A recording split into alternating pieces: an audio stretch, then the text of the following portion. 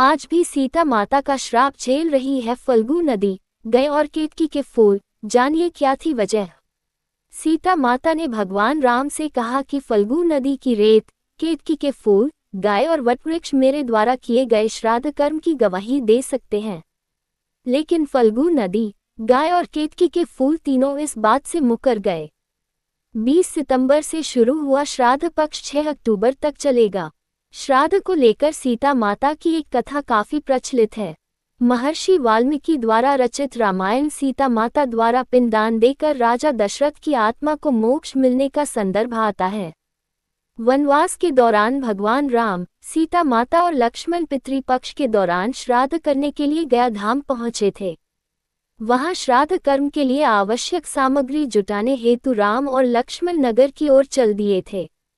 देरी की वजह से निकलता जा रहा था श्राद्ध का समय। सामग्री इकट्ठा करते करते दोपहर हो गई थी। पिंडदान का निश्चित समय निकलता जा रहा था और सीता जी की व्यग्रता बढ़ती जा रही थी।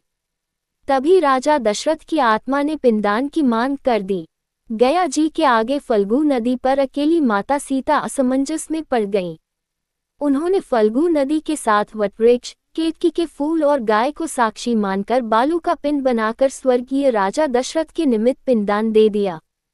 भगवान राम ने मांगा था श्राद्ध का प्रमाण। थोड़ी देर में भगवान राम और लक्ष्मण लौटे तो उन्होंने कहा कि समय निकल जाने के कारण मैंने स्वयं पिंडदान कर दिया। बिना सामग्री के पिंडदान कैसे हो सकता है? इसके लिए राम ने सीता से प्रमाण मांगा। तब सीता जी ने कहा कि यह फल्गु नदी की रेत, केतकी के फूल, गाय और वटवृक्ष मेरे द्वारा किए गए श्राद्ध कर्म की गवाही दे सकते हैं। लेकिन फल्गु नदी, गाय और केतकी के फूल तीनों इस बात से मुकर गए। सिर्फ वटवृक्ष ने सही बात कही। तब सीता जी ने राजा दशरथ का ध्यान करके उनसे ही गवाही देने की प्रार्थना की। राजा दशरथ ने स्वयं दी थी गवाही। राजा दशरथ ने सीता माता की प्रार्थना स्वीकार कर घोषणा की कि इन वक्त पर सीता ने ही मुझे पिंडदान दिया। इस पर राम आश्वस्त हुए, लेकिन तीनों गवाहों द्वारा झूठ बोलने पर सीता जी ने उनको क्रोधित होकर श्राप दे दिया कि फल्गु नदी जा, तू सिर्फ नाम की नदी रहेगी, तुझमें पानी नहीं रहेगा। इस कारण फल्गु नदी आज भी गया में सूखी रहती है। गाय को श्राप दिया कि तू पूज्य होकर भी लोगों का जूठा खाएगी और केतकी के फूल को श्राप दिया कि तुझे पूजा में कभी नहीं चढ़ाया जाएगा। वटवृक्ष को मिला था सीता माता का आशीर्वाद।